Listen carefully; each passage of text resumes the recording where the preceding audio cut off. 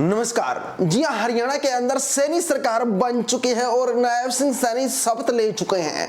जी हाँ, शपथ के बाद जहां अंदाजा लगाया जा रहा था कि सैनी साहब नई भर्ती करेंगे या रिजल्ट घोषित करेंगे, जी हाँ वो डिपार्टमेंट का काम है। लेकिन सैनी साहब ने जो चुनाव से पहले हुड्डा साहब हर रैलियों के अंदर कहते थे कि हुड्डा सरकार आ रही है, उससे पहले बदमाश हरियाणा छोड़ दें, लेकिन हुड्डा की तो बदमाश उन्होंने मानी नहीं। लेकिन अब सैनी साहब ने बुलडोजर को लीन पर ले लिया है। जी हां, बुलडोजर वाले को एडवांस दे दिया है 5 सालों के लिए कि आप 5 सालों का एडवांस लीजिए, अब हमको हर दिन बुलडोजर की जरूरत पड़ेगी। आखिर ऐसा सीएम साहब ने क्यों किया, मैं आपको बताना चाहूंगा। लाइक एंड शेयर कर दीजिए चैनल को, अगर आप सब्सक्राइब नहीं किया है तो सब्सक्राइब कर लीजिए। जी हां, सीएम की कुर्सी पर बैठते ही सैनी साहब ने कहा कि बदमाश 10 दिन का टाइम दे रहा हूं, बदमाश अपनी बदमाशी छोड़ दें या हरियाणा छोड़ दें। उन्होंने कह दिया कि बदमाशी छोड़ने से भी कुछ नहीं होगा। कुछ लोग सोचते हैं कि उन्होंने भाजपा को वोट दे दिया है और आज बदमाशी छोड़कर बैठे हैं अपने घर, लेकिन उन्होंने कहा कि चलेगा नहीं।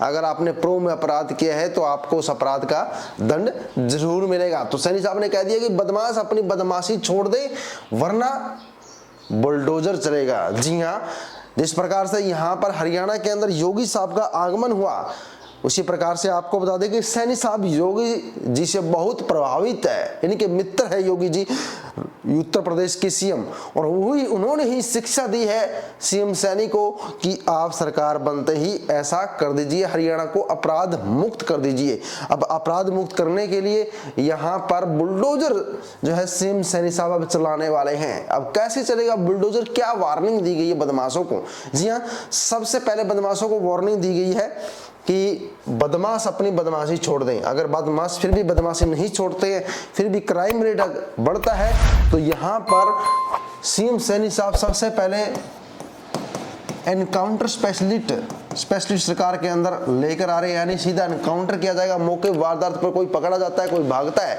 जिस प्रकार से योगी साहब ने एक घटना फिलहाल 2 दिन पहले की है, जिस प्रकार से एनकाउंटर किया, उसी प्रकार से हरियाणा सरकार एनकाउंटर करेगी।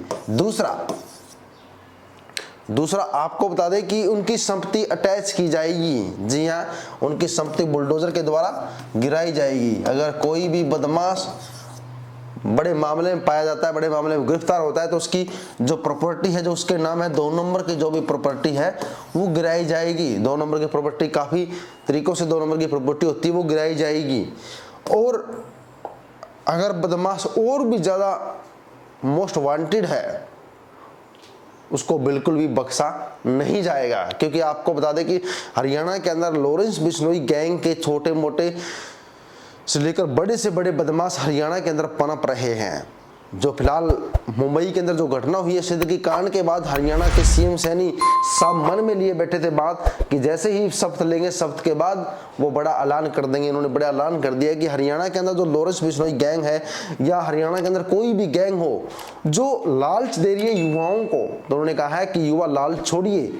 आप लोगों के लिए सैनी साहब काफी नौकरियां लेके आए हैं, कौशल रोजगार में, तो आप नौकरी कीजिए, आप बदमाशी छोड़िए। अगर आप बदमाशी नहीं छोड़ते हैं तो उसका हाल वही होगा जो सैनी साहब ने कहा है, या तो एनकाउंटर होगा या बुलडोजर चलेगा।